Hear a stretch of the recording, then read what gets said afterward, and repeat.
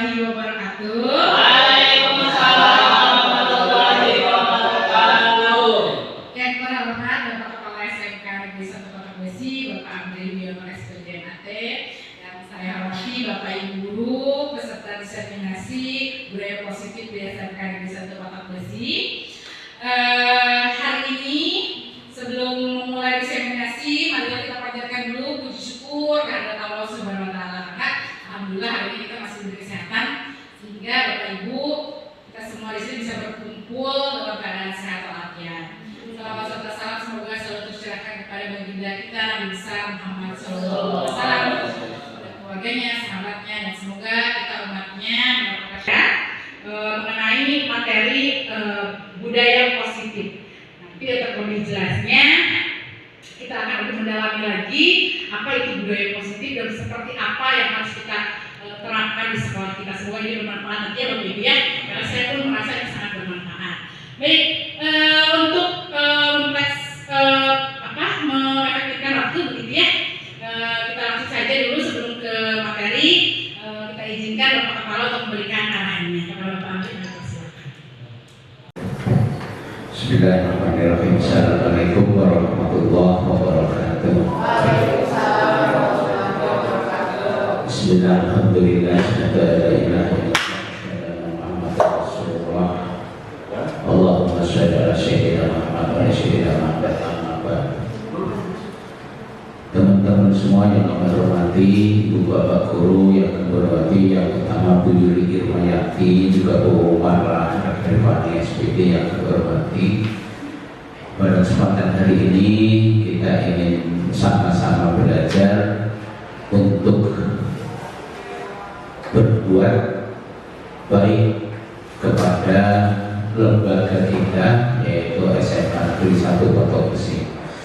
Kebetulan Bu Yuli dan Bu Marla yang sudah mendapatkan ilmunya, yang sudah mendapatkan arahnya, ini nanti kita ikuti supaya nanti kita bisa paham, bisa mengerti, dan semuanya bisa membantu beliau berdua ini untuk mengembangkan potensinya, untuk mengembangkan profesinya melalui program pemerintah yang disebut dengan CGP.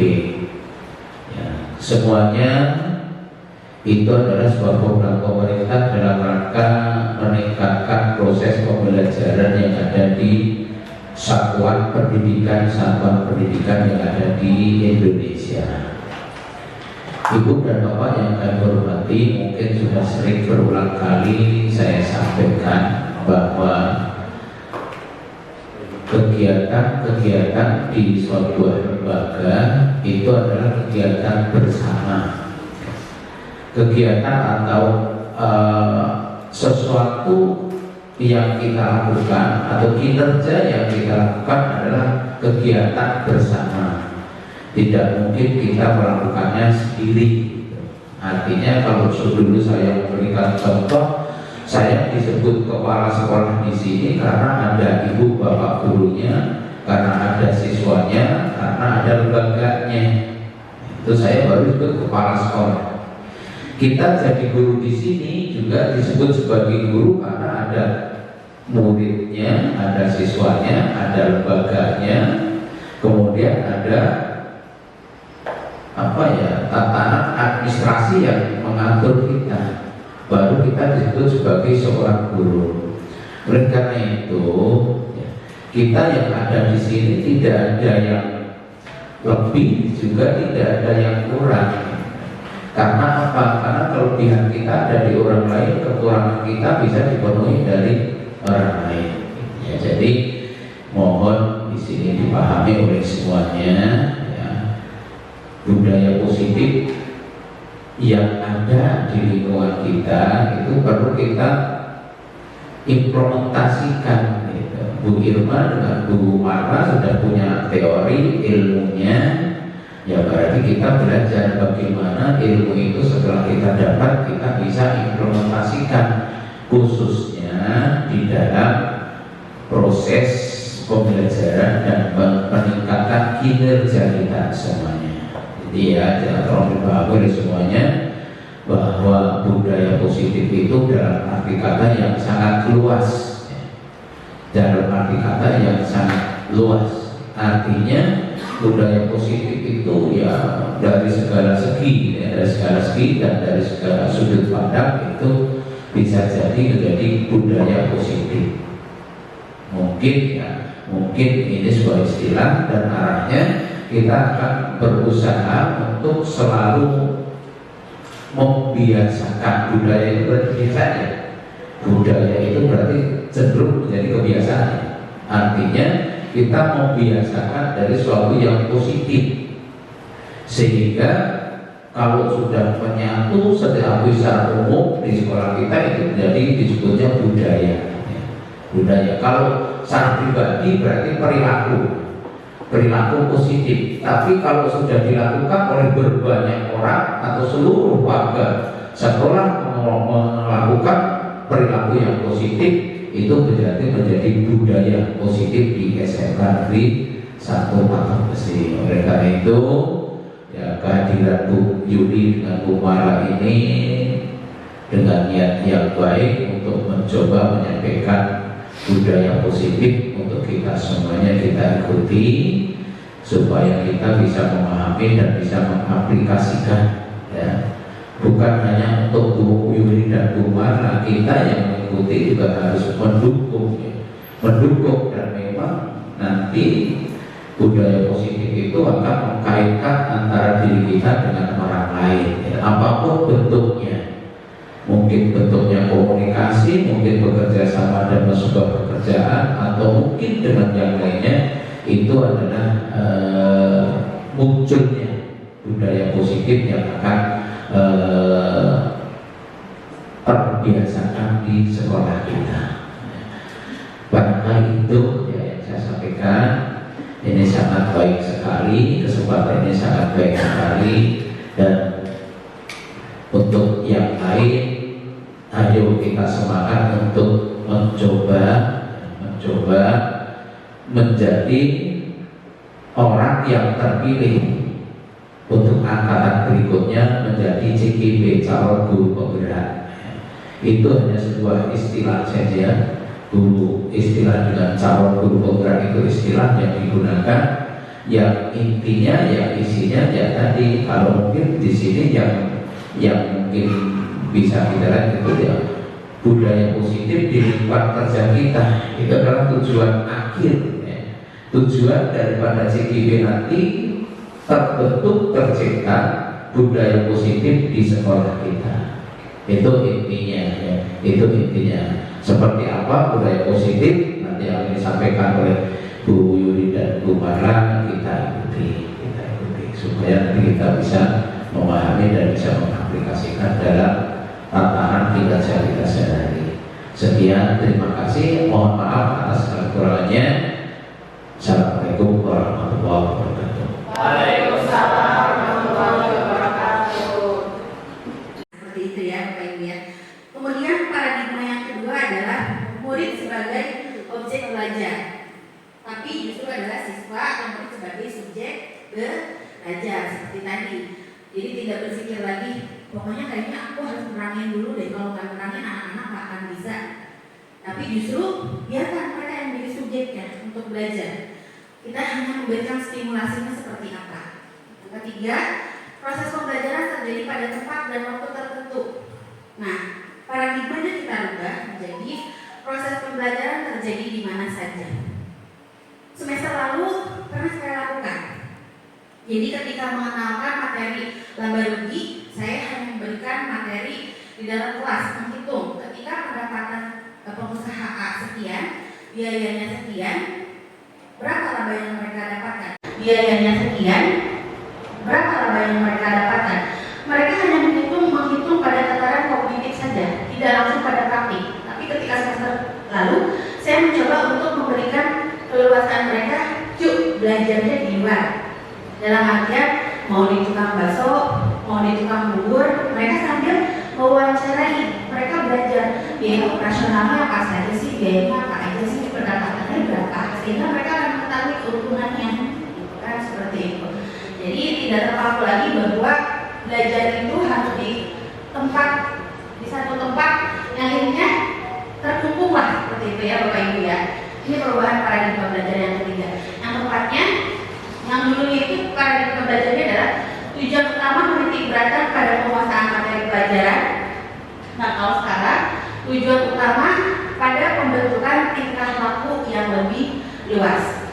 Ini terkait dengan visi prakarsa perubahan kemarin ya Bapak Ibu ya.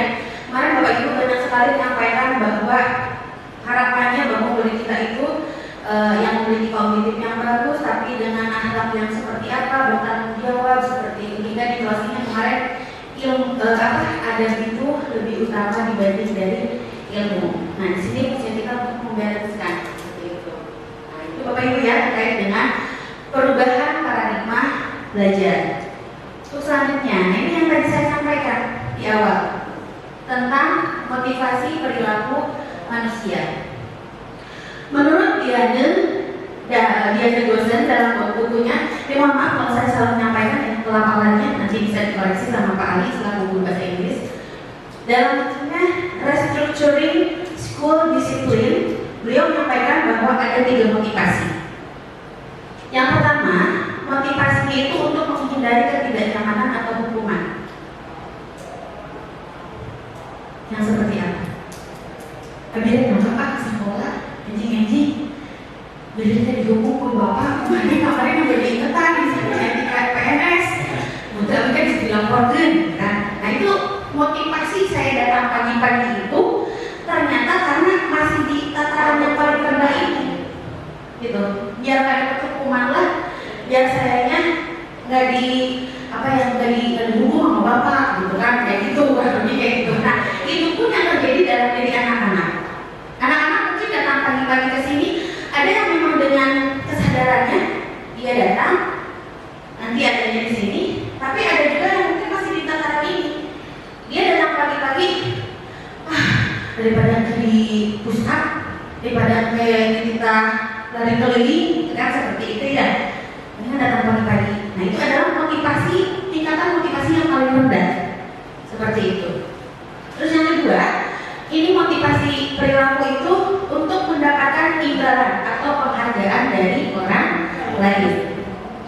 Ibu malah ngayakin inseminasi, nyayawikan dua dibe, nyayawikan tuangan supaya tinggal.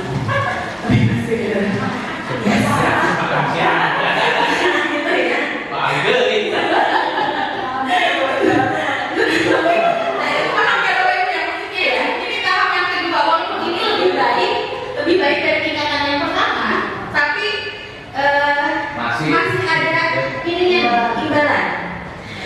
Abi itu Pak Anies. Abi kayak dikeprok di Pak Anies.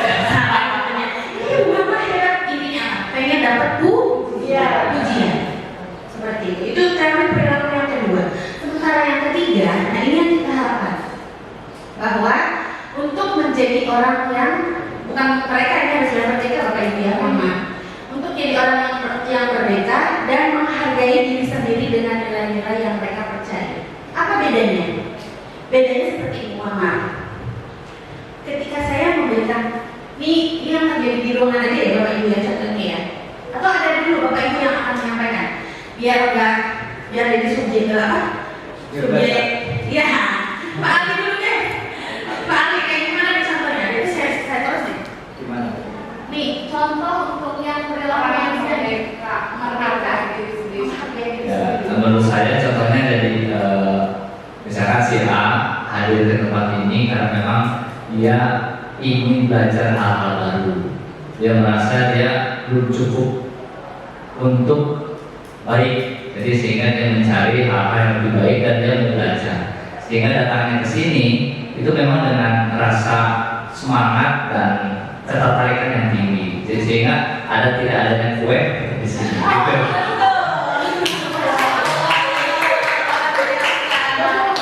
Ya, terusnya Bapak Ibu ya seperti itu. Jadi karena bentuk penghargaan terhadap dirinya sendiri, apa bentuk penghargaan? Oh, saya pengen dapat ilmu lagi kok.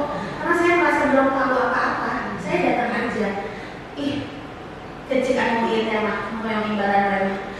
itu dibayar cari-cari aja. Abi nggak usah bingung nanti aja, misalnya kalau yang nah seperti itu ya, Bapak Ibu ya, terkait dengan motivasi perilaku manusia.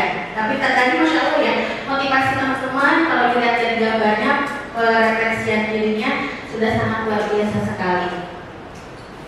Selanjutnya ini tentang kebutuhan dasar manusia. Jadi inti nama baca di Bapak Ibu itu Masya Allah ya. Nah, kebutuhan dasar manusia itu menurut Diana ini, menurut dosen ini ada 5 Bapak Ibu. Yang pertama kebutuhan bertahan hidup. Ada yang bisa menyampaikan seperti apa sih kebutuhan bertahan hidup itu Bapak Ibu? Kebutuhan apa Bu? Boleh. Kebutuhan pakaian. Terus selanjutnya tempat tinggal. Ya betul ya. Jadi kalau kebutuhan bertahan hidup ini lebih kepada fisiologis. Ya, tadi betul tadi untuk makan gitu ya. Itu cara untuk memenuhi kebutuhannya dengan apa? Dengan makan, dengan mendapatkan tempat tinggal, dengan mendapatkan pakaian seperti itu. Nah, kalau untuk yang selanjutnya di sini ada kebutuhan kasih sayang dan rasa diterima. Ada yang bisa menyampaikan? Enggak? Yang seperti apa?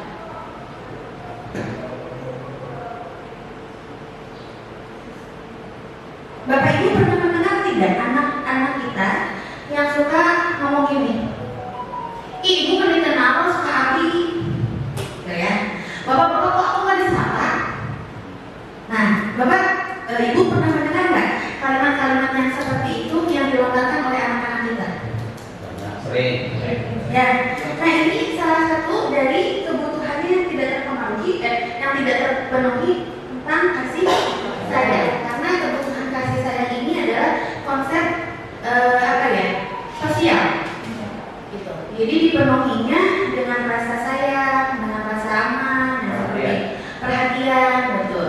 Nah, terus yang selanjutnya di sini ada, kalau ini bisa dituangkannya dalam kegiatan apa nih Bapak Ibu? Kalau tadi kan ini pemahamannya anak-anak bisa makan sambil istirahat, gitu ya Bapak Ibu ya.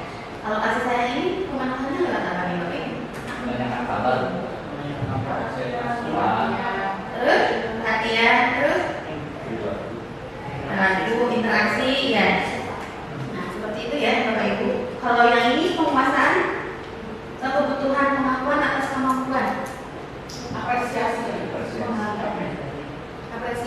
penghargaan. Ini lebih kepada apa Bapak Ibu? Kalau ini mah kan hati lah ya, yang berperan ada hati gitu ya, anak-anak teh. Nah kalau ini apa nih? Kebutuhan pengakuan atas kemampuan.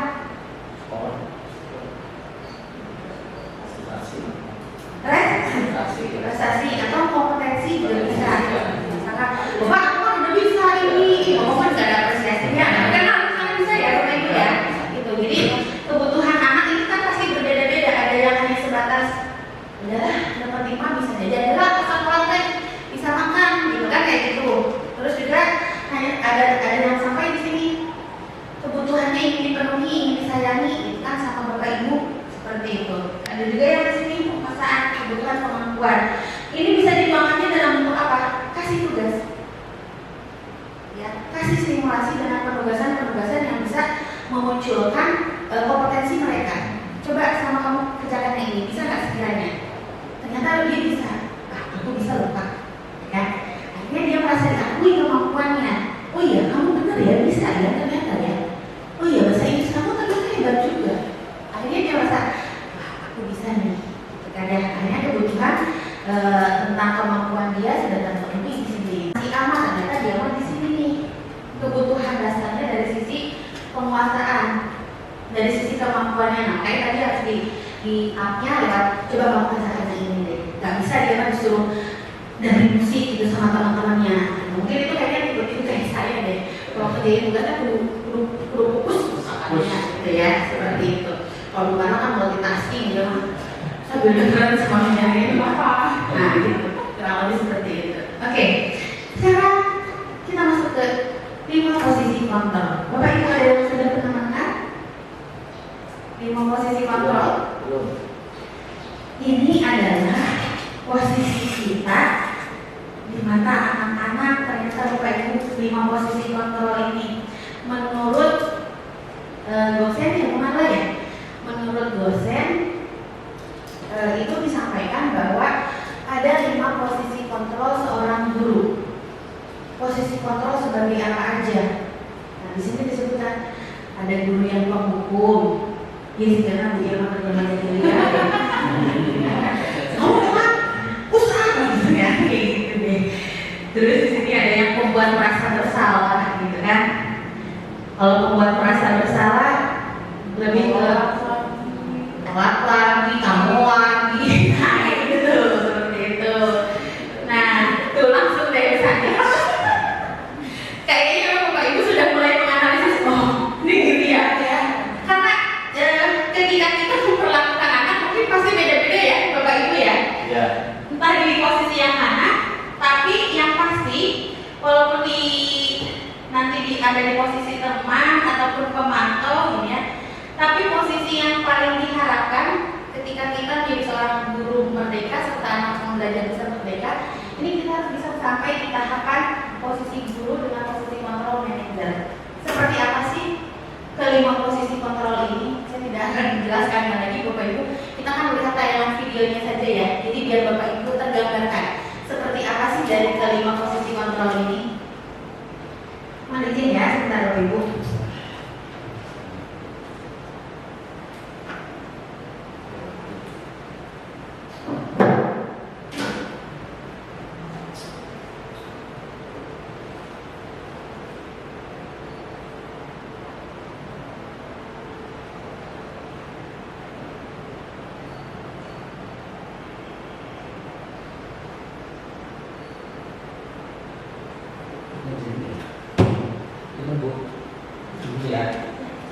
Lanjut. Bagus. Ini tangan dari posisi. Kayak yang sedikit.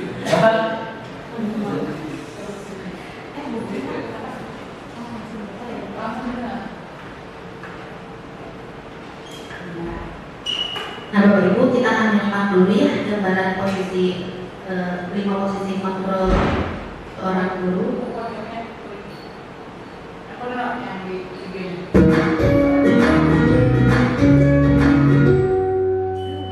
Salam bahagia Ibu dan Bapak Guru hebat. Dalam penerapan disiplin positif restitusi, salah satu program yang dikembangkan adalah 5 posisi kontrol. 5 posisi kontrol dalam restitusi adalah proses perjalanan seorang pendidik agar dapat mengenali dirinya. Pada video kali ini, kita akan membahas tentang 5 posisi kontrol yang dikembangkan oleh Diane Dawson dan contoh penerapannya.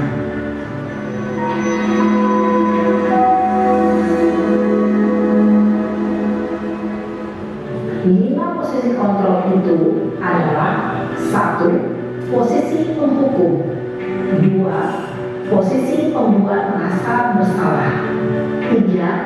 Posisi teman, 4. Posisi pemantau atau monitor, dan 5. Posisi manajer.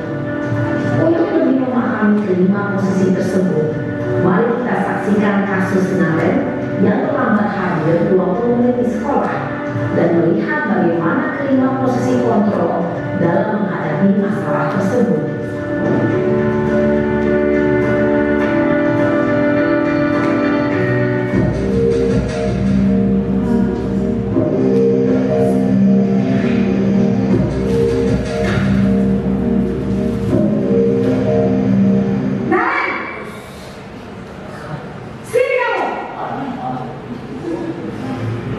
Selamat pagi Bu.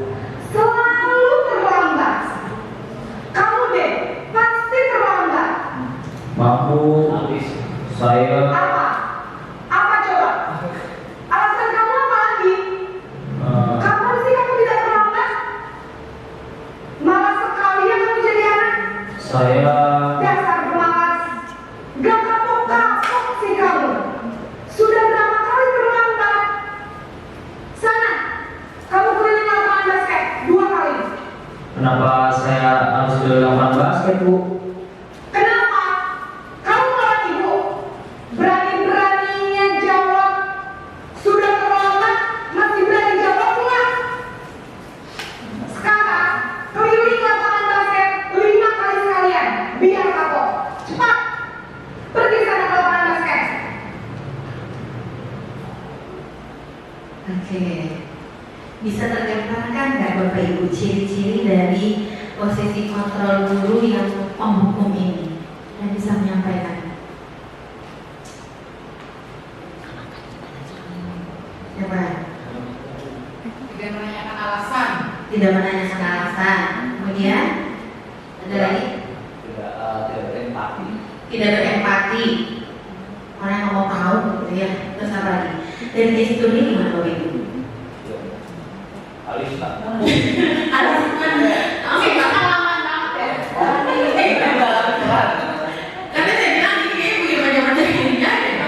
Kamu yang telat lagi, jabatan udah botok ya kan ya. Udah pakai Kata-kata menuduh. Nah, kata-katanya menuduh, gitu kan? Pokoknya anak gak dikasih kesempatan untuk menjelaskan. Ya, seperti itu ya Bapak Ibu ya. Tadi Naren baru mau langsung lari apa lagi 5 keliling lapangan basket. Jadi kalau si posisi kontrol guru penghukum ini pokoknya lu mau ngomong ikutin aturan aku ya. Nah seperti itu kurang lebih ya Bapak Ibu ya. Bisa ya, kita lanjut lagi nih untuk video selanjutnya di posisi kontrol. Posisi penghukum biasanya berbicara dengan nada tinggi, menghardik, menunjuk-nunjuk, menyakiti, dan menyindir. Hukuman bisa berupa fisik maupun psikis. Ibu dan bapak guru hebat. Dampak yang terjadi pada murid ketika guru berada pada posisi penghukum adalah murid cenderung akan memberontak, bahkan menyimpan dendam.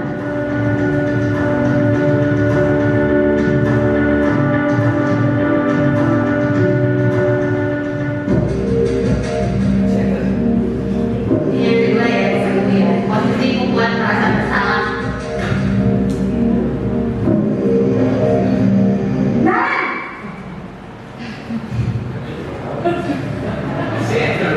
Sama aja ulang, Pak. Naren, kamu kenapa terlambat lagi, Nak? Rada lele ya Bapak Ibu. Naren, kamu senang ya bikin ibu susah ya? Kalau kamu terlambat lagi, nanti ibu yang ditegur bapak kepala sekolah, Nak. Disangka ibu tidak bisa membina kamu. Duh, gimana ini? Maaf, Bu. Duh, Gusti Naren, kamu suka ya kalau ibu ditegur bapak kepala sekolah? Terus, sekarang ibu harus tulis apa ini di buku absen? Ini kamu sudah sering terlambat loh. Ibu harus apa coba? Maaf, Bu. Maaf sekali. Ya sudah, lain kali jangan bikin ibu susah lagi ya nak ya. Ibu tidak akan kuat lagi kalau kamu begini terus. Bisa jantungan kalau ibu ditegur bapak kepala sekolah. Sana cepat ke kelas. Maaf ya, Bu. Maaf sekali. Baik, apa yang membedakannya dengan posisi yang pertama Bapak Ibu? Nada bicara, selanjutnya apa lagi? Bahasanya halus ya? Bahasanya halus ya, tapi dari kehalusannya tersebut membuat anak jadi merasa bersalah sesuai dengan namanya. Kamu Naren terus nanti ibu dimarahin sama bapak kepala sekolah sama dengan pertanyaan kayak gini. Jadi si anak kan, oh iya ya, jadi nanti kalau si ibu sakit gara-gara aku. Nah, ada rasa menyesal dalam dirinya, tapi bukan menjadi sebuah kesadaran pada akhirnya. Justru anak menjadi nantinya kan jadi downplay dengan dia jadi merasa rendah diri pada akhirnya. Terus ibu kayak gitu pasti gara-gara aku. Tuh kan, ibu nah, kayak gitu ya Bapak Ibu ya. Kita dengarkan lagi penjelasannya nih. Posisi pembuat rasa bersalah berbicara dengan nada tenang, cenderung lembut, namun kata-kata yang diutarakan membuat murid merasa menjadi orang yang gagal, memandang buruk dirinya sendiri, merasa tidak berharga, dan tidak sanggup membahagiakan orang lain. Ketika guru mengambil posisi pembuat rasa bersalah, murid akan menganggap dirinya yang bersalah dan ia akan menyimpan emosi negatif tersebut di dalam dirinya.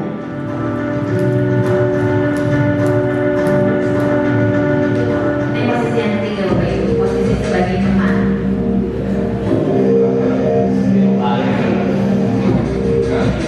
Ini gimana?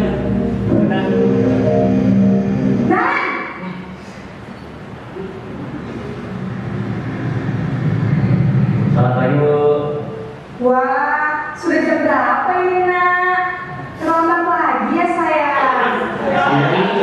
Habis ibu saya lupa bangunkan saya Bu. Kamu malah menyalahkan ibu kamu. Kamu bukannya anak yang larinya paling kencang. Kok terlambat sih? Iya Bu, saya memang terlambat bangun tadi. Jadi biarpun saya lagi kencang, tetap gak kencang Bu. Ya sudah sang, nanti lain kali larinya lebih kencang lagi ya. Biar gak terlambat lagi. Bikin senang ibu demi ibu. Bisa kan? Bisa Bu. Ya sudah sang, ibu beresin urusan absen kamu. Kamu ini ada saja. Oke Bapak Ibu, ini sudah mulai tampak senyum-senyum giginya kelihatan ya Bapak Ibu ya. Tapi ada yang bisa menyampaikan tidak? Kira-kira dampak positif negatifnya apa sih di posisi ini Bapak Ibu? Kalau menurut saya si anak jadi kurang terasa hormat gitu. Terus apalagi di sana adanya lawan bicaranya perempuan, khawatir keduanya GR. Iya kan? Kayaknya si ibunya gitu ya. Apalagi ini kita di sekolah SMP ya Bapak Ibu ya. Betul. Ya betul. Memang dampak negatif, salah satu dampak negatif dari posisi kontrol sebagai teman ini, anaknya itu tadi seperti yang Pak Ali sampaikan, apa namanya? Anaknya kurang, iya rasa hormatnya, seperti itu.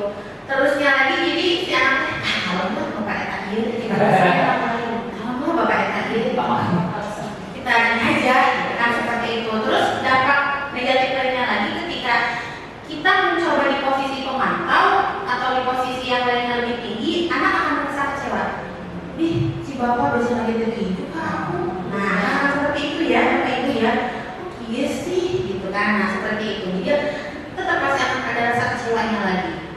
Walaupun nanti pada kenyataannya kita boleh aja kadang di posisi teman, kadang di posisi pemantau, hanya menyesuaikan seperti itu. Ada kalian ekspresinya tadi ya, kadang dijaga. Ngomong bapak-bapak pasti lancar.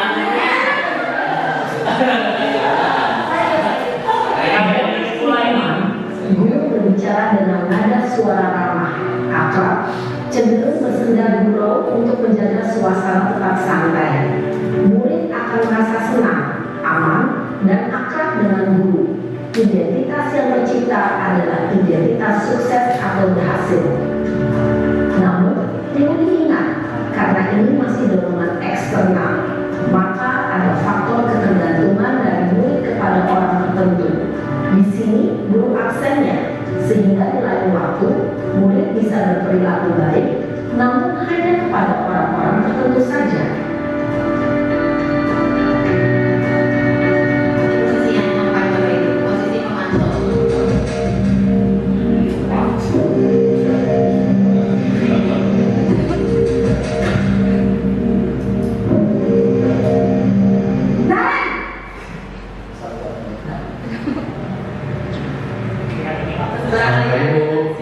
Nah, apa peraturan sekolah kita tentang jam berapa kita harus masuk sekolah, Nak? Kita harus di sekolah jam 7 Bu. Iya betul, sekarang sudah jam 7.20. Nari sudah tahu konsekuensinya jika terlambat hadir. Paham Bu, saya harus tinggal kelas pas jam istirahat selama 20 menit. Iya benar, konsekuensinya demikian. Jadi nanti jam 9.30 pas istirahat, kamu harus tinggal di kelas, kerjakan tugas tambahan untuk ketertinggalan kamu, ya?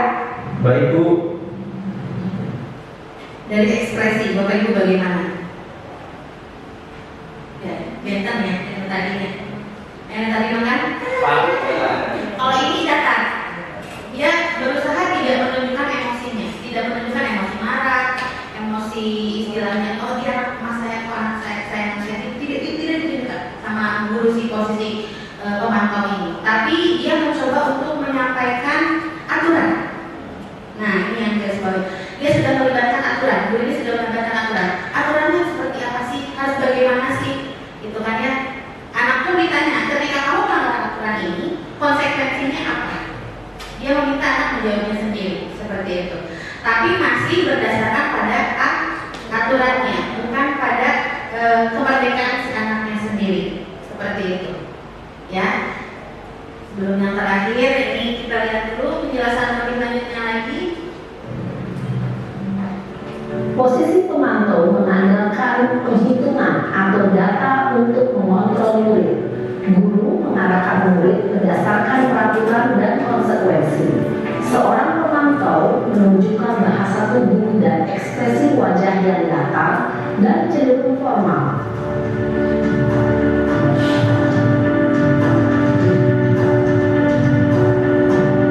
Ini posisi yang terakhir ya, posisi yang paling tinggi, posisi manajer.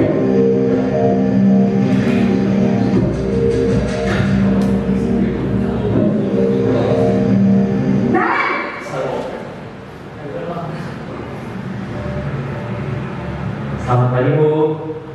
Selamat pagi, Naren. Maaf Bu, saya terlambat. Iya, sekolah masuknya jam 7, sekarang sudah jam 7.20. Jadi sekarang bagaimana ini, Naren? Maaf Bu, saya lupa setelah saya semalam. Baiklah, menurut kamu, keyakinan sekolah yang mana yang perlu kamu tingkatkan? Menghargai diri sendiri dan orang lain mungkin ya Bu. Setuju. Jadi, apakah Naren meyakini prinsip saling menghormati tersebut? Iya Bu, saya meyakininya. Apakah Naren bersedia memperbaiki masalah keterlambatan ini? Bersedia Bu. Bagaimana kamu akan memperbaiki masalah keterlambatan ini? Saya akan coba untuk tidak lupa menyetel alarm saya Bu. Baik, kalau Naren belum nyetel alarm di rumah, ada orang yang kira-kira bisa bantu mengingatkan tidak? Ada Bu, kata saya, Kak Emma. Ada lagi selain Kak Emma? Selain Kak Emma, ada ibu saya. Baik, jadi yang mengingatkan Naren adalah Kak Emma dan ibu kamu ya? Kira-kira akan mulai setel alarm kapan nih, Naren? Setelah pulang sekolah, akan segera saya lakukan. Baik, jadi Naren akan setel alarm untuk bangun besok pagi dan akan diingatkan oleh kakak dan ibunda Naren ya. Ada lagi yang mungkin perlu dilakukan, Naren, agar tidak terlambat bangun lagi? Tidak ada Bu. Baik, Naren, terima kasih untuk kerjasama kamu. Sekarang kamu perlu kembali ke kelas untuk belajar. Baik Bu, terima kasih. Baik Bapak Ibu. Hal apa lagi yang baru muncul di sini? Menanyakan alasan. Anak diminta berpikir untuk memperbaiki masalahnya sendiri. Ya, anak diminta memperbaiki masalahnya sendiri. Sebelum kita memperbaiki masalahnya sendiri, ada hal apa satu tadi ditanya? Keyakinan. Jadi ditanya dulu keyakinan kelasnya seperti apa. Ketika anak menyadari bahwa oh saya harus menghargai orang lain Bu, gitu kan? Jadi tanpa si ibu mengatakan kamu kalau kesiangan ibu nanti yang dimarahin. Nah, ibu guru tidak harus mengatakan itu pun dia sudah bisa menjawab saya harus menghargai orang lain Bu, gitu kan? Saya harus bertanggung jawab. Maka pertanyaan selanjutnya adalah mau seperti apa kamu penyelesaiannya? Anaknya sendiri yang menjawab, gitu kan ya? Kapan mau dimulainya? Nah seperti itu ya Bapak Ibu ya. Bisa kira-kira? Bisa, Bismillah ya Bapak Ibu ya. Bisa itu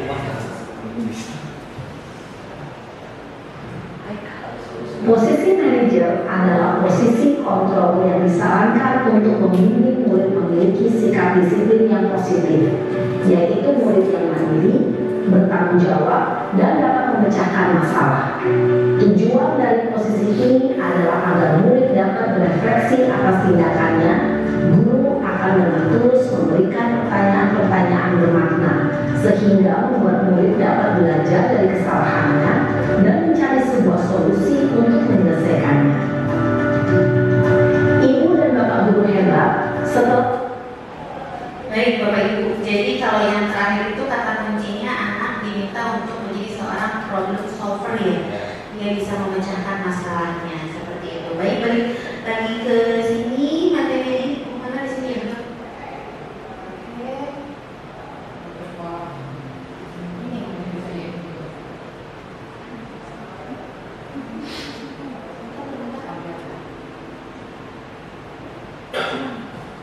Nah, tadi kita sudah melihat ya Bapak Ibu.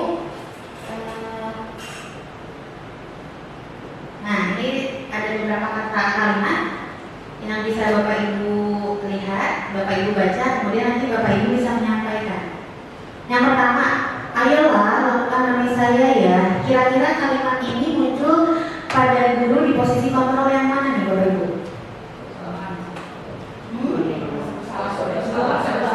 Mana? Ayolah lakukan demi saya.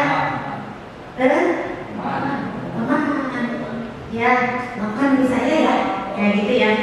Ayolah kamu lakukan demi saya ya. Sekarang kamu udah deh nggak apa-apa gitu kan, kayak gitu. Besok kan jangan ulang-ulang lagi ya, kan seperti itu. Nah kalau yang kedua, saya kecewa sekali dengan kamu.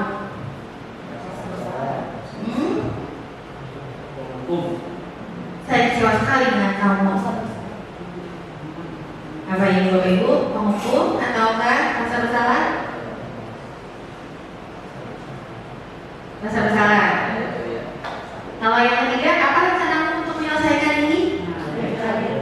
Yang problem solver ya. Oke, manajer. Kamu tidak akan mendapatkan bintang bila tidak menyelesaikan tugas ini ya.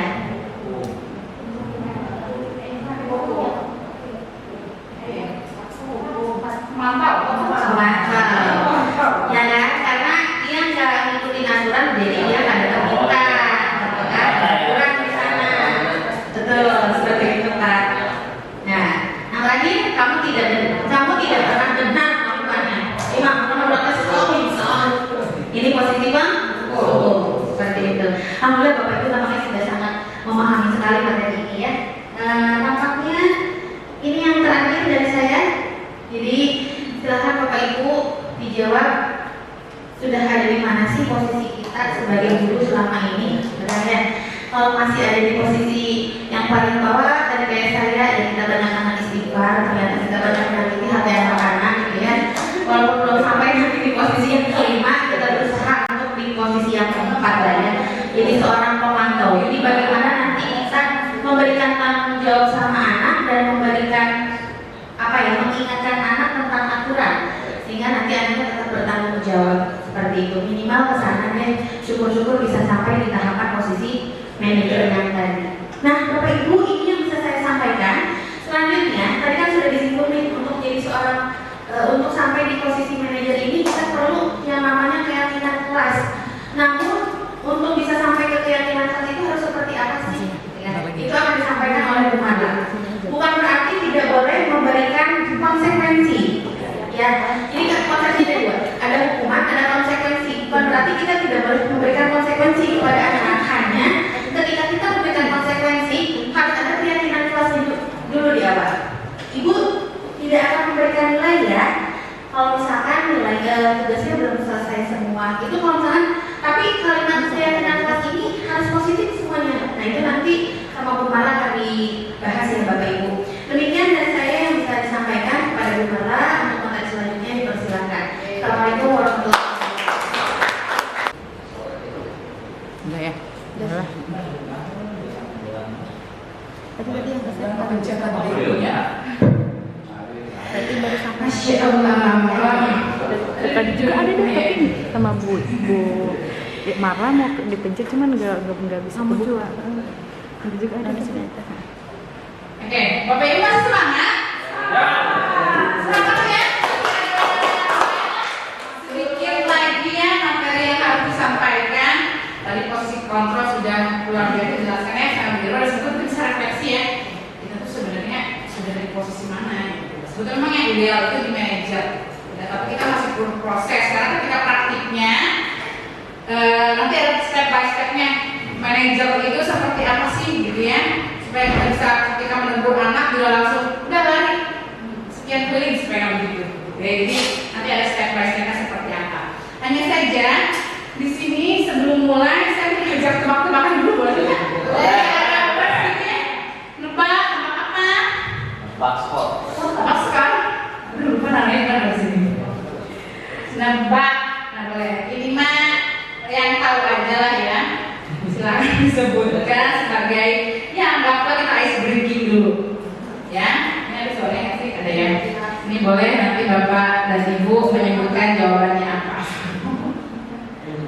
Kok nggak ada suaranya? Nah, apa itu? Imajinasi. Imajinasi.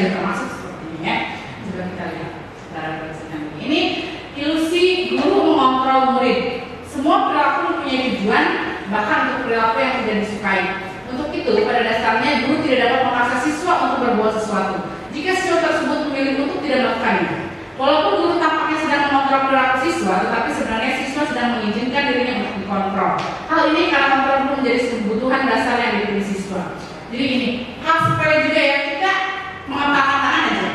Bisa, paling tangan. Saya bilang buka, apa balikin aja. Berarti yang mengontrolnya siapa? Kita, ya saya, ya paling ya saya. Meskipun dipaksa ya, bukan tapi dia diem aja, ya kan? Sama gitu ya. Begitupun di sini. Kita terlihat seolah-olah mengontrol, menyuruh gitu ya, ABCD, tapi sebetulnya dalam hatinya merasa ini menghubung lah ya. Enggak, saya nggak mau melakukan itu sebetulnya, Pak Bu ya. Tapi karena tadi kebutuhan dasar yang dipilih, karena mau nggak mau, saya lagi ke sekolah, saya ketemu bapak itu, saya nulis itu, ya udahlah. Padahal dia tidak mau melakukan, ya, itu seperti itu. Kemudian, pencet lagi. Ilusi bahwa menyakiti dan membuat orang merasa bersalah dapat menguatkan karakter. Nah ini sepertinya hampir sering digunakan. Jadi kalau mengkritik atau merasa bikin orang itu nggak enak, itu bisa merubah orang itu, gitu pemikirannya. Padahal tidak seperti itu. Menggunakan kritik dan rasa bersalah untuk mengontrol murid justru menuju pada identitas yang gagal. Mereka belajar untuk merasa buruk tentang diri mereka. Jadi ketika contohkan kita, kamu mah tuh dia udah mah tadi telat, tugasnya belum dikerjakan, kemudian bukunya juga tidak dibawa. Kan dia menulis semua kesalahannya, ya kan? Jadi beban, jadi pikiran, akhirnya dia minder. Nah, coba kita refleksikan, kita sendiri seperti itu tidak ya? Iya, bahasanya mah baik, gitu ya, bahasanya mah enak, gitu ya. Tapi bikin orang itu rasa bersalah, gak enak akhirnya ya. Tiap ketemu sama bapak ibu juga gak nyaman, karena tadi kesalahan saya udah banyak kemarin sama bapak itu, sama ibu itu, dan masih ada telat, tugas saya belum, pakai seragam juga tidak lengkap, gitu. Itu akhirnya dia jadi minder, jadi rendah diri, jadi tidak nyaman, seperti itu. Ya bapak ibu ya, ini boleh juga. Terus boleh juga dipikirkan masih seperti itu. Ilusi bahwa semua penguatan positif, efektif dan bermanfaat. Penguatan positif atau bujukan adalah bentuk-bentuk kontrol. Segala usaha untuk mempengaruhi murid agar mengulangi suatu perilaku tertentu adalah suatu usaha untuk mengontrol murid tersebut dalam jangka waktu tertentu. Kemungkinan murid tersebut akan menyadarinya dan mencoba untuk menolak bujukan kita, atau bisa jadi murid tersebut menjadi tergantung pada pendapat sang guru untuk berusaha. Nah ini juga sama. Kita terlalu sering ngasih apa ya? Penguatan hal-hal yang positif pun sebetulnya jadi ada anak pun tergantung sama kita. Nah makanya tadi penting posisi kontrol itu. Kita belajar dari manajer itu penting. Karena selain kita selain kita menyadarkan dia salah, dia pun meyakini dia salah. Kalau terus-terusan kita yang menggali, memberikan penguatan tanpa anak itu sendiri menyadarinya, ya tadi dia akan tergantung pada apa dia tergantung nyamannya sama guru itu. Dia akan nanya terus, kalau saya nanti ke sini gimana ya? Di sini boleh, cuma diajak anak itu untuk berpikir kritis tadi gitu ya, digali potensinya, diajak, jangan cuma kita arahkan. Kita kan sebagai guru fasilitator ya sekarang ya, jadi memfasilitasi anak untuk menggali potensinya seperti itu ya, Bapak Ibu. Kemudian apalagi ya? Ilusi bahwa orang dewasa memiliki hak untuk memaksa. Nah ini juga sepertinya sering dilakukan. Banyak orang dewasa yang percaya bahwa mereka memiliki tanggung jawab untuk membuat murid-murid berbuat hal tertentu.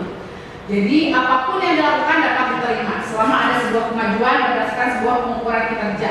Pada saat itu pula orang dewasa akan menyadari bahwa perilaku memaksa tidak akan efektif untuk jangka waktu panjang dan sebuah hubungan permusuhan akan terbentuk. Nah tadi semakin sering kita merasa bertanggung jawab, ya memang betul kita sebagai guru bertanggung jawab gitu ya terhadap siswa kita, tapi lebih ke tadi menuntun ya, kalau tujuan pendidikan itu menuntun siswa kita ini menggali potensinya mau kemana, bukan apa-apa kita yang menentukannya. Kamu bagus ini, kamu dapat kesana aja, kamu cocok di sini ya, butuh nih perusahaan yang bagus, cocok nih kamu tinggi segala macam, tidak seperti itu ya, tapi digali minatnya potensi seperti apa, sehingga tidak ada paksaan. Karena kalau lama-kelamaan dipaksa terus anak-anak muda, kita akan ada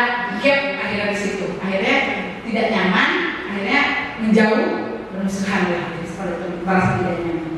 Makanya tadi ilusi-ilusi tadi itu yang sering kita ciptakan ya, maksudnya itu ilusi tidak sadar, kita suka maksa, kadang kita terlalu ngontrol, yang anak-anak harus gini, itu akhirnya tadi ada yang selalu berani pada guru tersebut, ada yang anak tuh nggak tahu kalau ditanya itu kan pernah sih siswa kayak gitu, nggak tahu mau kemana aja nggak tahu gitu, udah punya bapak weh gitu, ya ikut aja dia, saya nggak tahu pokoknya kayak sekolah bawa diri aja. Jadi hati-hati ilusi-ilusi seperti ini, jangan-jangan sering kita lakukan. Saya juga ini pun sama ya Bapak Ibu, saya pun belajar tentang tadi teori kontrol, teori ilusinya seperti apa. Jangan-jangan secara tidak sadar saya selalu seperti itu. Saya selalu seperti itu kepada murid-murid saya. Dan semoga ini tidak akan instan ya Bapak Ibu, tidak akan langsung kita jadi karena udah ikutan PGP, udah diskriminasi kita langsung bisa. Ini proses yang harus kita sama-sama pikirkan. Akhirnya tadilah ya, makanya sekarang saya mungkin belum bisa jadi manajer, tapi minimal saya jadi pemantau deh. Maksudnya menyembuhkan peraturan sekolah gitu ya. Tapi kita harus berpikir supaya jadi manajer seperti apa ya, gitu. Karena anak-anak tadi kalau diberi terlalu sering positif pun gitu ya, dalam arti kita yang mengatur mengarahkan tidak akan sampai. Tapi kalau kita istilahnya bengis gitu ya, sakau segala macam itu nggak akan nyampe. Ini tugas kita sebagai fasilitator tadi, mengarahkan, menuntun, membimbing gitu ya. Berat sekali ya PB tugas kita ya, luar biasa ya. Harus menuntun, menggali potensi, tapi kembali lagi itu justru peran kita sebagai pendidik di sekolah gitu ya.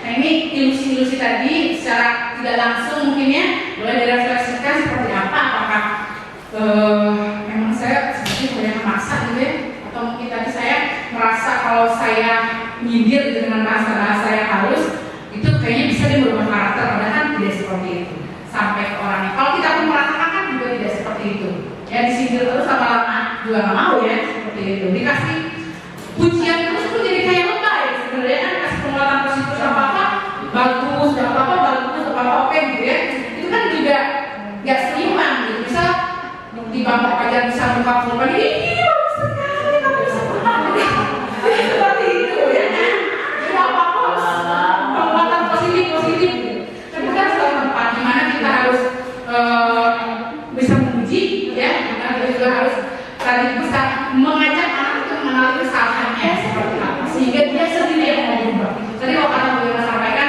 harus ada keyakinan yang dia tanamkan. Nah ini penting Bapak Ibu, nanti kalau ketika masuk kelas itu bahkan diharuskan membuat keyakinan kelas. Itu hal yang sederhana, keyakinan kelas ya. Kenapa namanya keyakinan kelas? Disiplin positif dulu tadi ya. Nah karena tadi tujuan untuk menghilangkan ilusi, mengetahui posisi kita seperti apa, itu kan untuk menciptakan disiplin positif, budaya positif tadi, yaitu belajar kontrol diri dengan menggali potensi kita agar tercapai tujuan mulia, yaitu sesuatu menjadi seseorang yang kita inginkan berdasarkan nilai-nilai yang kita hargai. Nah itu tujuannya seperti itu, mengontrol diri tapi masih bisa menggali potensi seperti itu ya, dan akhirnya tujuan yang mulia itu tercapai. Nah ini, mengapa keyakinan kelas? Mengapa tidak peraturan kelas? Kenapa ya? Kok nggak sebut peraturan? Kan bisa dipatuhi kalau peraturan. Kenapa harus keyakinan? Kenapa harus keyakinan kelas bukan peraturan kelas?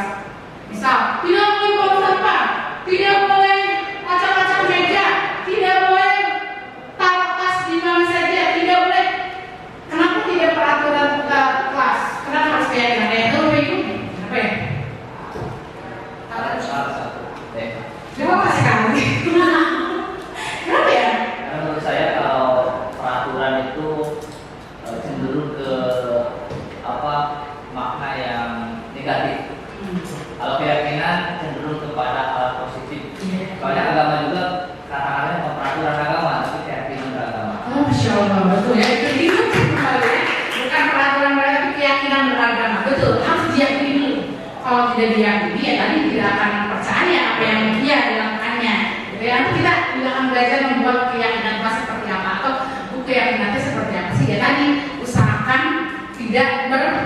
negatif, tidak, jangan gitu ya. Karena memang ternyata mungkin pernah dengar ya di feed Instagram atau di TikTok FYP katanya kalau mendidik anak negatif, tidak, jangan gitu ya.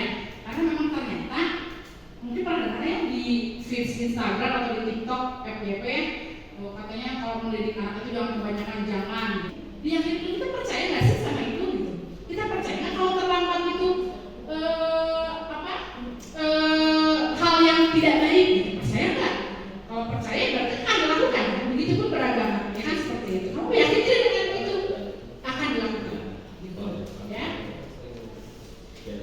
Keyakinan kelas, keyakinan merupakan nilai-nilai kebaikan kelas. Ketika anak-anak menyebutkan kelas impian kalian seperti apa, silakan tuliskan misalnya ya. Ini yang harus kita yakini. Mereka sebutkan misalnya yang saling menghormati, misalnya yang saling memberi, yang saling tersenyum jika bertemu, misalnya gitu ya. Itu nilai-nilai kebajikan. Ya, tapi usahakan itu muncul di anaknya sendiri supaya nanti mereka yakini. Ya, nanti kita lihat lagi. Nenek, pembentukan keyakinan kelas. Bahasanya memang berat, tapi sebetulnya gampang dilakukannya. Ya, gue yakin kelas ya, mau diyakini gitu ya. Kita lihat dulu ya. Apa yang harus dilakukan? Keyakinan kelas bersifat lebih abstrak daripada peraturan yang lebih rinci dan konkret.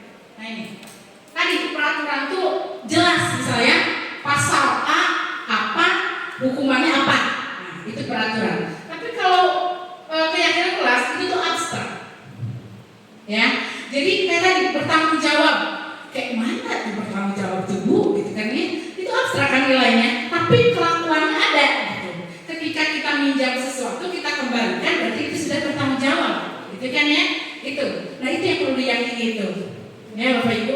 Ketika kita berbicara tapi tiba-tiba membuat orang menangis, berarti mungkin di situ ada satu hal yang menyinggung, ya kan? Berarti bahasanya tidak santun, ya. Itu keyakinan ya keyakinan kelas yang dimaksud dengan abstrak tadi.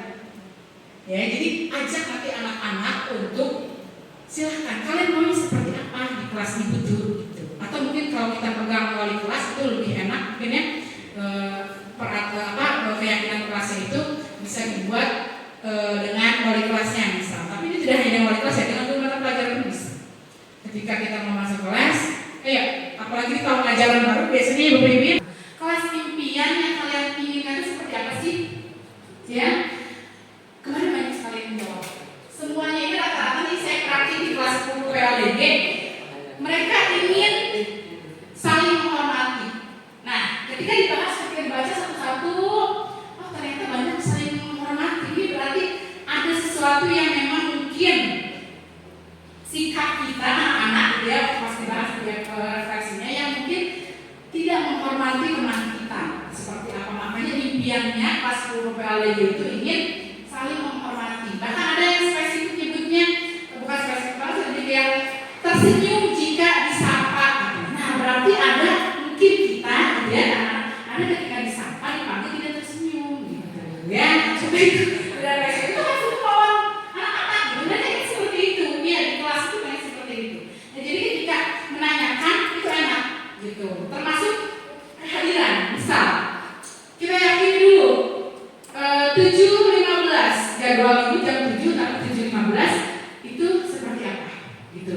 Kalau 7.15 saya belum hadir maka saya akan mengurangi jam istirahat saya 10 menit misal ya. Tapi itu harus muncul dari anaknya, kita yang memancingnya supaya mereka berpikir untuk meyakini hal itu, mengeluarkan keyakinan itu.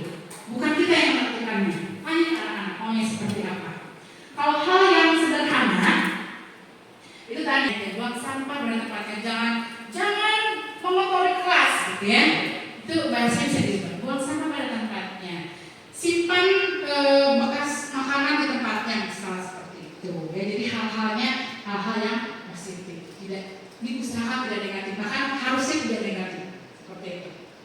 Kemudian keyakinan kelas hendaknya tidak terlalu banyak sehingga mudah diingat dan dipahami oleh semua warga kelas. Tadi ketika sudah dibentuk, ini boleh disimpulkan sama-sama. Oh banyaknya ingin saling menghormati, oh banyaknya ini, nah itu simpulkan. Jadilah mungkin akhirnya cuma 5 kalimat misalnya,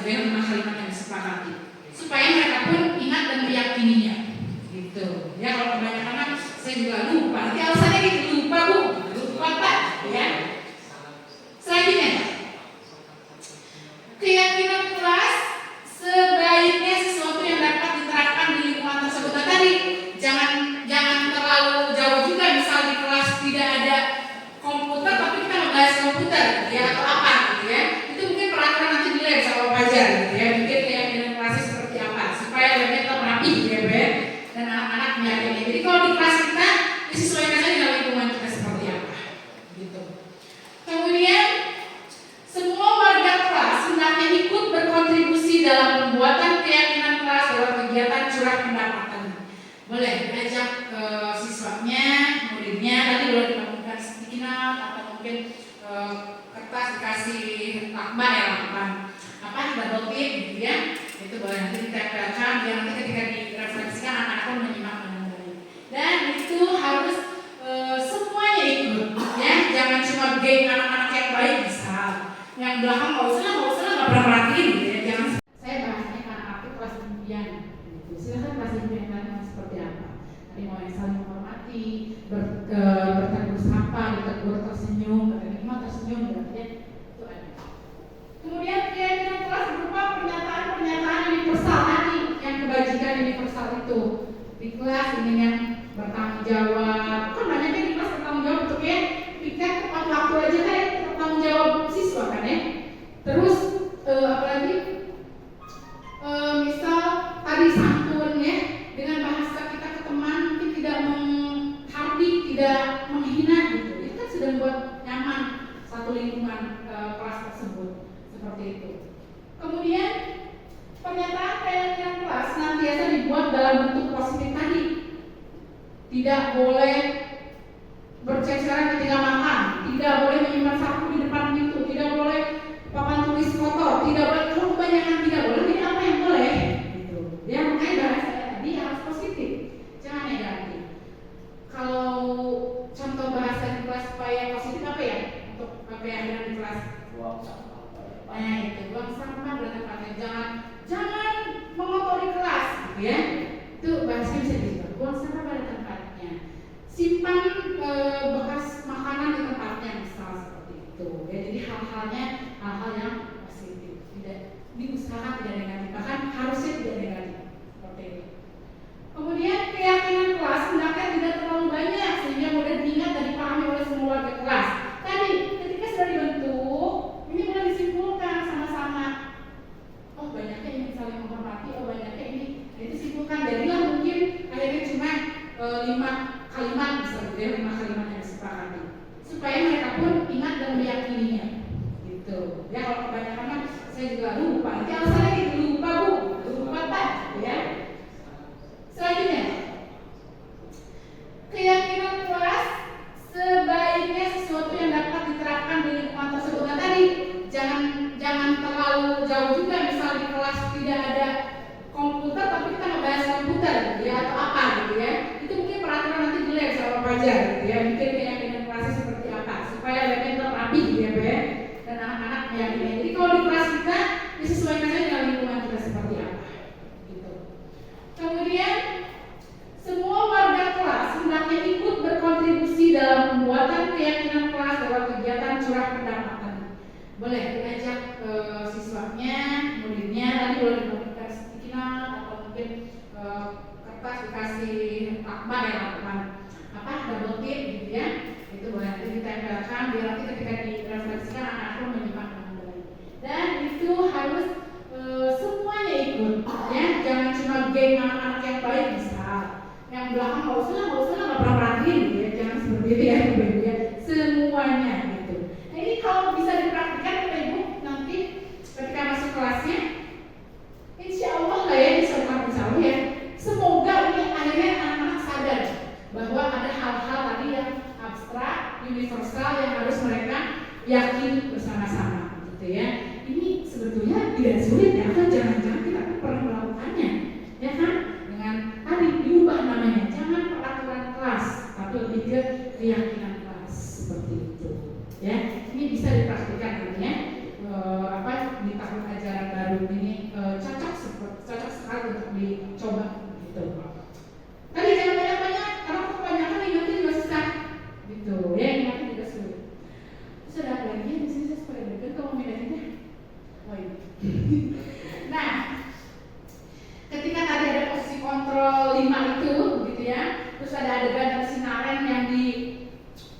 taruhlah diinterogasi mungkin gitu ya sama guru piket, ya, itu kan ada bahasa-bahasa yang keluar ya. Karen, kamu lagi, gitu ya. Atau, nah, bagaimana kamu akan merubahnya Karen? Seperti itu ya. Itu masuk ke bahasa-bahasa yang namanya segitiga restitusi. Aduh, pernah dengar segitiga restitusi? Kayaknya restitusi pernah dengar ya kalau restitusinya? Belum. Habis itu ganti rugi restitusi. Ya kalau nggak salah ganti rugi. Nah ini kalau segitiga restitusi itu suatu proses dialog yang dijalankan oleh guru atau orang tua agar dapat menghasilkan murid yang mandiri dan bertanggung jawab. Ini sebenarnya tidak hanya dipraktikkan untuk di sekolah Bapak Ibu, di rumah pun ke anak Bapak Ibu. Ini cocok sekali, ya. Ketika anak Bapak Ibu itu melakukan kesalahan, ya, misal menumpahkan makanan tapi nggak bilang, gitu ya, bisa. Ini bisa dicoba nanti divalidasi seperti ini. 3 ini. Jadi kita tidak menghakimi anak tersebut. Anak tersebut itu justru merasa diajak diskusi. Dan dia akhirnya menemukan tadi yang kata Bino bilang problem solvingnya itu dia diajak berpikir akhirnya punya solusi mau ngapain, ya. Tapi kita coba ini dibayangkan dulu di sekolah aja dulu ya. Tadi yang si Naren itu.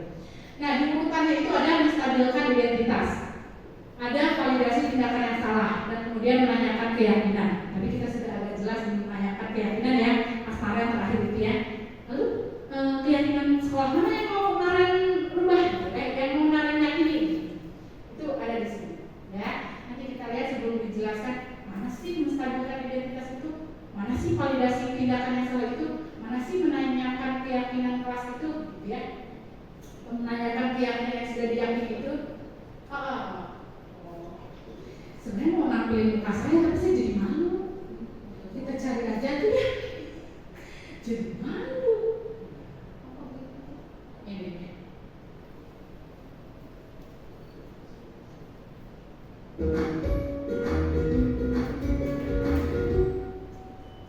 Salam dan bahagia Ibu dan Bapak guru hebat. Pada video kali ini kita akan membahas tentang salah satu program disiplin positif yang diterapkan di lingkungan sekolah yang dikenal dengan nama restitusi.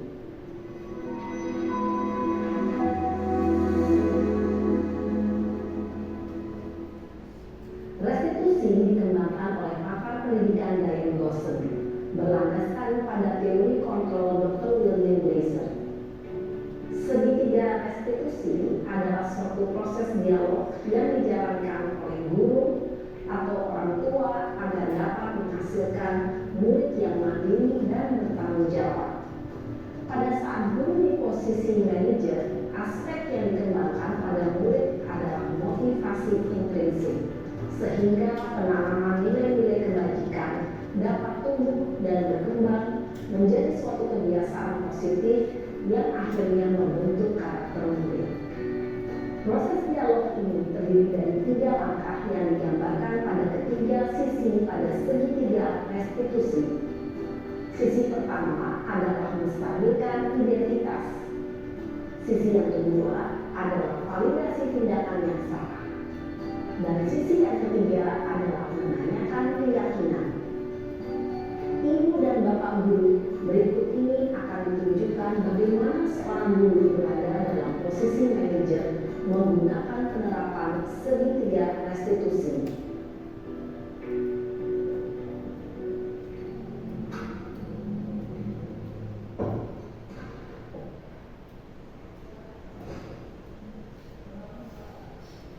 Siang Sarah. Siang Pak. Sudah lama nggak ketemu Sarah? Kenapa hadir dari di sini? Kesel Pak, kesel banget. Masa aku dikatain tukang fitnah Pak? Ya aku marah lah. Aku udah dikatain TK di depan kelas. Kesel banget. Oh begitu. Ya pasti kamu marah dan kesal. Bapak juga akan marah apabila ada yang menuduh Bapak seperti itu. Nah ini tadi menstabilkan dulu identitasnya. Jangan ketika anak datang duduk bersama saya. Nah, mana tadi dia bener tadi kok cemberut gitu ya. Itu boro-boro stabil dan sebenarnya emosi gitu ya. Jadi ketika sudah tahu di muka anak udah kesel, duduk depan kita atau ketemu di jalan kesel, enggak apa bahasa-bahasanya? Enggak gitu ya. Bu, marah dulu bisa gitu ya bahasanya. Bu, tadi sih itu gini. Kita udah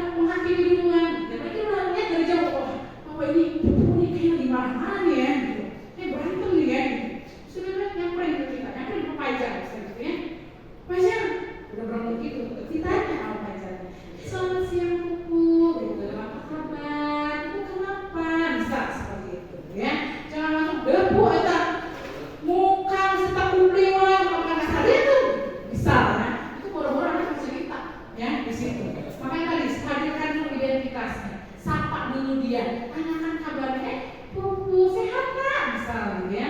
Jadi anak-anak tuh hanya bersiap, ya sehat misal. Tapi di situ ada proses. Kita lihat lagi ya. Ini sisanya lagi berlut ya. Kemudian pada saat itu kamu mau melakukan apa? Ya saya langsung ngatain mereka lah Pak. Kesel banget. Saya bentak-bentak dia depan teman-teman lain. Oh begitu. Pasti kamu melakukan seperti itu karena suatu alasan tertentu kan? Iya lah, saya diam saja Pak. Ya saya bela diri lah. Aku saya dituduh tukang fitnah. Ya wajar lah. Mempertahankan harga diri itu sesuatu yang penting buat kamu. Untung kamu tidak lebih gegabah lagi, hanya membentak-bentak. Iya Pak. Untung saya masih bersabar dan hanya meminta saja. Sudah gemes padahal, saya pasti bela diri lah. Ya pasti ya. Tapi kamu memilih untuk tetap bertahan dan bersabar. Kamu memilih untuk tidak berbuat lebih parah lagi kan? Iya. Nah sekarang Terlihat ya, validasi dulu ya kesalahannya tadi. Kenapa? Ini bentak-bentak saya depan kelas Pak, gitu kan ya. Kan saya dituduh tukang fitnah, kan saya mau. Nah, kita jangan terpancing Bapak Ibu ya. Jangan jadi si dimin, jangan begitu ya. Kalau yang aku begitu, gelut misalnya. Jadi kalau orang ya kan, saya gelutin apa yuk? Gitu, ya seperti itu. Dan nanti tadi dilihat, gitu. Untuk tidak berbuat lebih parah lagi ya. Padahal mempertahankan harga diri itu bagus betul. Untuk kamu tidak gegabah ya. Kan anak tidak yang iya ya itu nggak saya kapok tuh. Misalnya gitu ya itu nggak saya marah gitu ya. Nah di situ itu ada proses validasinya seperti apa. Kita lihat lagi. Nah, coba kita lihat lagi tindakan kamu yang bentak-bentak Eka di kelas.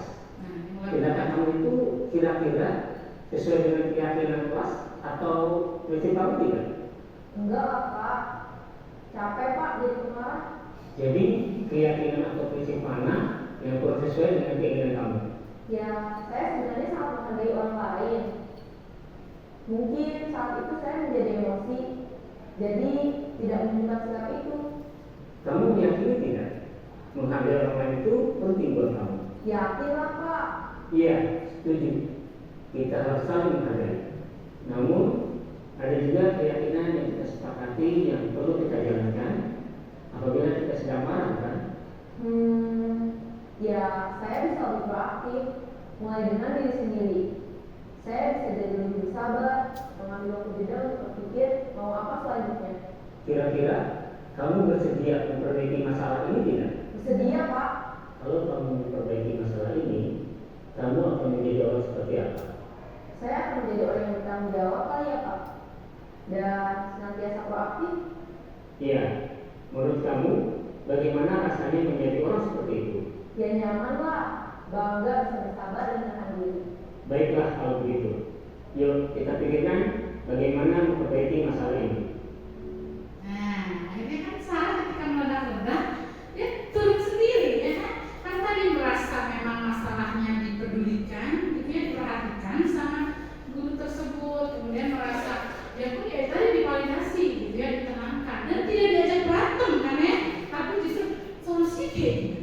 Mau seperti apa, gitu ya? Dan itu kalau dipraktikkan di rumah di anak-anak kita itu sebagai orang tua itu bisa. Di sekolah pun saya pernah coba ini. Sebenarnya saya hampir marah-marah, terus saya ingat ini tiba-tiba terlintas segitiga restitusi gitu ya. Coba praktikkan. Memang bahasanya tidak seperti ini ya. Bu ini harus berurutan tidak? Sebetulnya bagusnya ya. Cuma kalau memang karena kita nggak sadar ya kadang ya, nggak sadar tiba-tiba anak mengadu aja, tiba-tiba dia telat gitu ya. Kita mau marah-marah nih, udah nungguin beberapa menit dia mau masuk kelas. Ini pernah terjadi kemarin-kemarin. Saya sebenarnya hampir marah. Ya Allah kamu nggak izin. Hampir begitu. Tapi tiba-tiba terlintas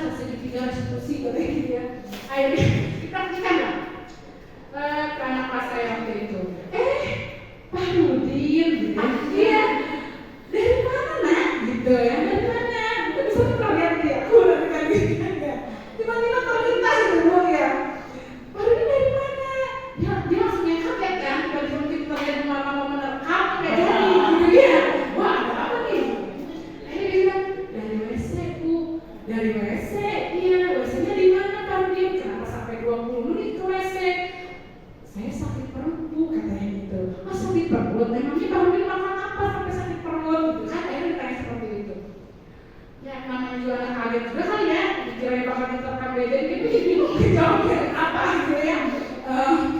Ya, yang kau WC, gue aja gitu kan. Kok bisa beramai-ramai seperti ini ya WC-nya gitu ya? Kan bisa hanya 2 orang. Tadi pengen ikut semua bu, ya. Nah saya dari sini saya tuh yang mau AB, dia nggak WC, gitu. Karena kita sama-sama sakit perut. Gitu. Baik, Pak Rudin pergi ke WC dengan teman-teman, sudah izin tuh tadi ke Bu Santi atau ke Bu Santi. Belum. Kira-kira kalau Pak Rudin dan teman-teman pergi ke WC tidak izin kepada guru yang di kelas, itu perbuatan benar atau salah? Nah, tanyakan gitu ya. Ini benar salah nggak sih? Gitu. Salah. Nah, kalau sudah tahu salah, kira-kira nih Pak Rudin mau ngapain ya? Asalnya dijawabnya langsung pusapu, gitu kan kita udah terbiasa ya di sini ketika berbuat salah, udah pusap. Terus saya bilang kalau pusap itu untuk fisik, gitu nanti saja kalau pelajaran olahraga. Saya bilang gitu ya sama Pak Aldi. Sekarang saya mau tanya dulu itu, kira-kira untuk memperbaiki tadi tidak izin, kemudian lama di WC-nya itu mau seperti apa? Ketika kamu tahu itu salah, gitu ya, ini dijawab sendiri. Oh, saya tidak akan mengulanginya bu. Nanti saya izin dulu deh ke Santi, gitu. Itu seperti itu. Akhirnya ternyata, oh berhasil bu segini karena itu sih, gitu kan ya. Akhirnya nggak jadi saya nyuruh-nyuruh udah mau menerkam lagi. Ternyata bisa loh kayak dipraktikkan. Ya, meskipun tadi bahasanya mungkin tidak seperti bapak tadi ya, yang memang tadi gitu ya, gitu ya. Tapi kita dicoba hal anak yang telat saja atau anak yang nggak ada, itu dengan bahasa yang seperti itu divalidasi dulu, identitasnya ditanya kabarnya dari mana gitu ya. Kemudian ditanya itu benar memang benar atau salah, dia berpikir oh ya ini salah. Gitu. Diajak ke diskusi seperti itu, akhirnya muncullah dia untuk memperbaiki diri bahwa tidak akan mengulanginya lagi. Dan itu ampuh gitu. Dibanding ternyata betul disuruh musaf 10 kali, disuruh keliling lapangan. Karena mungkin dia pun ketika lari keliling, dia nggak tahu salah gue apa gitu kan ya. Aku kan cuma ke WC pengen BAB, masa salah gitu kan ya. Itu pemikiran ketika lari.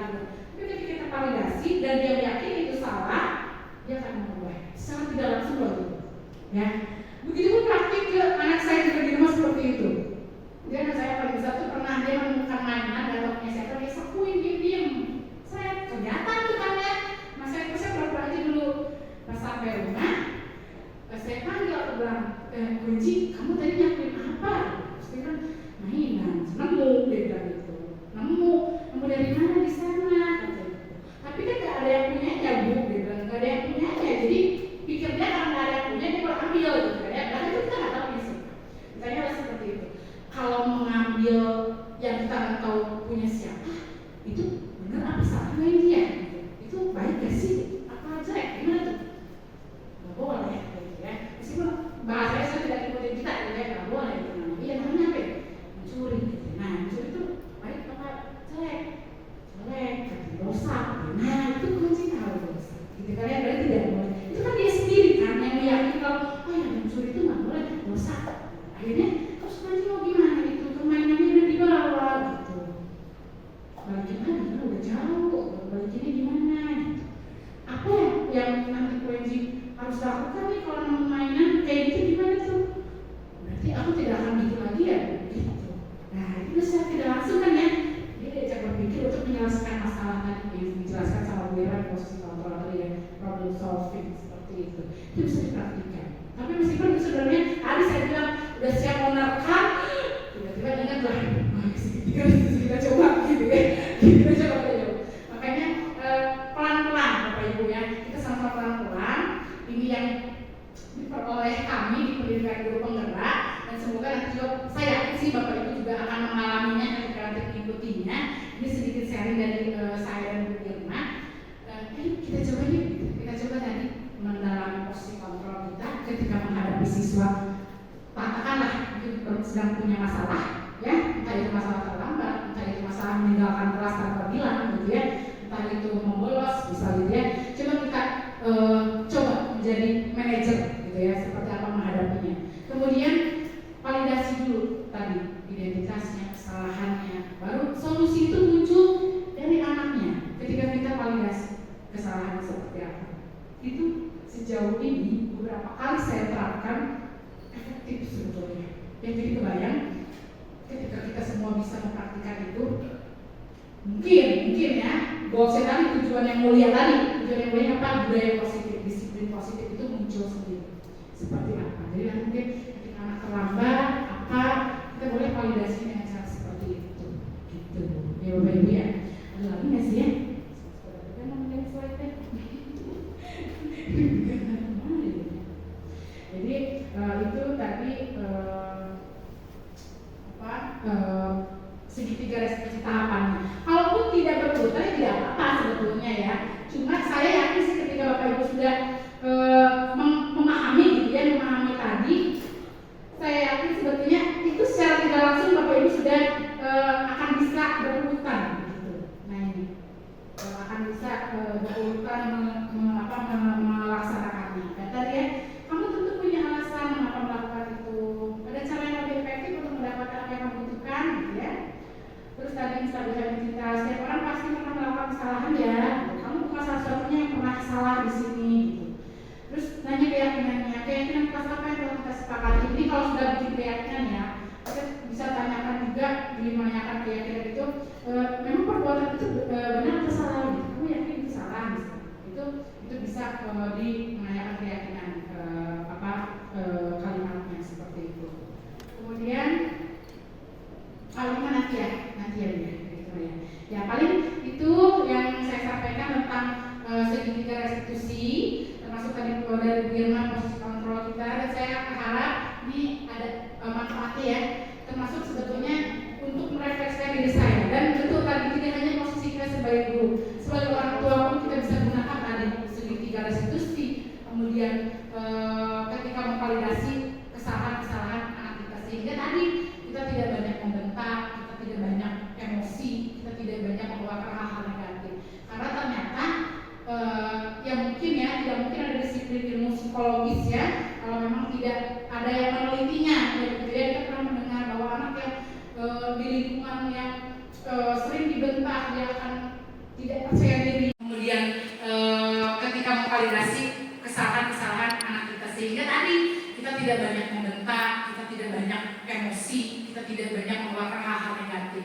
Karena ternyata yang mungkin ya, tidak mungkin ada disiplin ilmu psikologis ya, kalau memang tidak ada yang menelitinya. Jadi ya, kita pernah mendengar bahwa anak yang di lingkungan yang sering dibentak, dia akan tidak percaya diri, dia kurang percaya dirinya menurun, dia akan merasa rendah diri, gitu ya, karena terlalu sering dibentak. Bahkan saya pernah dengar, saya pernah psikologi, ketika dibentak itu anak-anak yang masih pertumbuhan masa emas itu sarafnya akan terganggu gitu ya, putus gitu ya. Iya, itu kan kebayang kalau kita bentaknya 10 kali berapa saraf yang hilang gitu ya. Makanya kita coba di sini, saya juga termasuk mengguru ya, makanya saya sambil bilang, Pak Ibu ayo kita berbagi apa yang sudah kami dapatkan, semoga ini bermanfaat gitu ya, khususnya bagi kami gitu ya, yang sekarang berangkat 10 dan umumnya untuk kita semua, supaya tadi tidak hanya sebagai guru tapi sebagai orang tua pun kita bisa belajar untuk tadi menerapkan segitiga restitusi itu seperti apa. Mungkin sebetulnya pernah kita lakukan gitu ya, tapi kadang kita tidak sadar endingnya itu harus seperti apa. Tapi kalau sekarang sudah ada pencerahan sedikit, semoga gitu ya, semoga ada titik cerahnya, kita bisa mulai praktikkan itu gitu ya, termasuk melakukan di rumah gitu, tidak hanya di sekolah. Dan ini semoga jadi tadi tujuan mulia kita, budaya positif, disiplin yang positif. Karena kenapa disebut disiplin yang positif? Ya tadi, karena keyakinan tadi yang sudah disepakati oleh semua orang gitu. Itu mungkin ya Bapak Ibu, mohon maaf apabila kata-kata saya kurang berkenan, banyak ribet segala macamnya. Saya di sini tidak maksud menggurui, kita belajar bersama-sama. Begitu itu saja mungkin ya. Lanjut ke refleksi dulu ya, Bu Irma dulu ya refleksinya ya.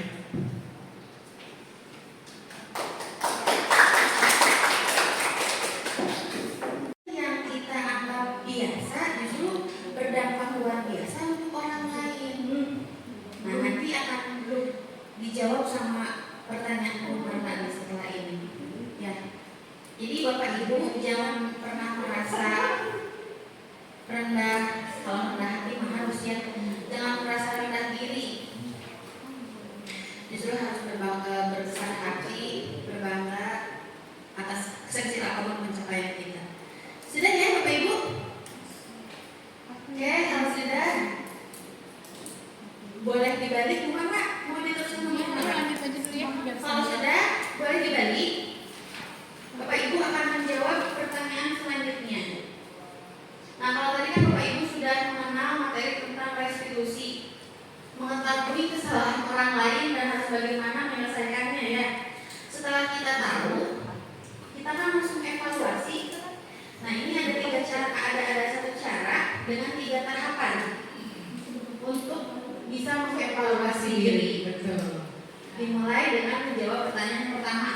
Nah, saya tidak suka bukan Marah ngomong aja. Boleh gitu. Silakan. saya tidak suka dibohongi misalnya. Saya tidak suka Saya parel. saya pokoknya apa yang saya tidak suka. Saya tidak suka baju kotor di mana saja. Misal. Saya tidak suka orang tidak cukur kumisnya misal. Jangan jadi aku ya, itu kan bisa. Saya tidak suka dikhianati. Saya tidak suka dibohongi. Ya, Bahasa tidak suka apa bahasa? tidak suka apa ya? Adil. Saya tidak suka apa yang tidak suka? Saya tidak suka dikritik di depan orang. Seperti itu. Saya tidak suka tidak suka.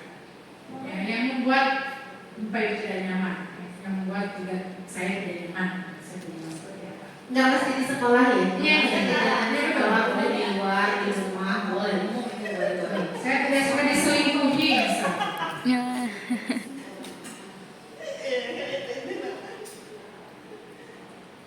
Kalau sudah menemukan 3 hal yang tidak disukai, belum Bapak Ibu ya, saya akan pandu, kami akan pandu sebaik-baiknya, ya. Kita akan menciptakan dunia yang berkualitas, seperti itu ya, dengan proses evaluasi diri yang baik, ya. Karena sebelum menciptakan hal yang baik, kita harus berevaluasi diri dulu, ya. Iya. Ibarat saya kalau menunjuk ya, sebenarnya 4 jari ini ke kita ya, cuma 1 orang. Santi bisa di depan umum gitu. Kesalahan yang saya lakukan adalah saya tidak bertemu dengannya. Jangan yang lainnya ya. Kesalahan yang saya lakukan adalah saya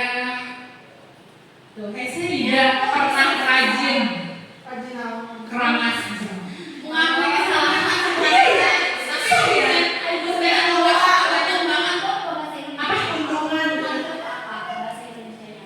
Aduh, jadi suka lupa ya pembunuhan. Baperan ya. Tersinggung kali, mudah tersinggung ya. Ya, boleh. Kesalahan yang saya lakukan adalah saya pernah diam-diam tidak mengembalikan dompet Pak Ali misalnya. 5 soal itu diam-diam ya, misal. Ini benar lu, kenapa bikin kesalahan yang dilakukan suka nggak tahu ya. Ya makanya di sini kan di dunia kita evaluasi diri. Sudah Oh iya lupa. Lupa saking banyaknya ya, saking banyaknya betul. Sudah menemukan kesalahannya. kesalahan yang saya lakukan adalah malas baca chat dari siswa kalau dari rumah. Nah, tuh, ya kan? Dan jangan buka. Nah, tuh.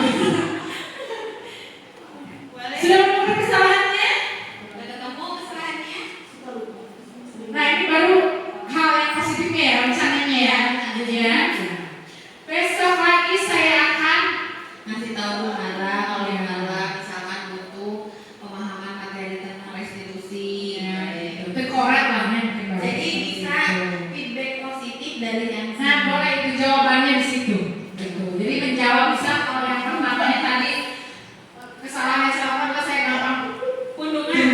Berarti besok lagi saya akan lebih tegar menghadapi kritikan. Bisa seperti itu. Gitu. mungkin ada contoh cara lainnya lagi, saya akan mengkonfirmasi kepada orang tersebut ketika saya tersinggung dengan Nah, kata-kata. bisa. Itu bisa. Ya. Jadi kita belajar merefleksi ya Bapak Ibu. Dalam dunia mereka, kemudian Bapak Ibu bisa mengajak mereka untuk mengevaluasi diri mereka. Bagaimana konsep saling interaksi dengan temannya di kelas di dalam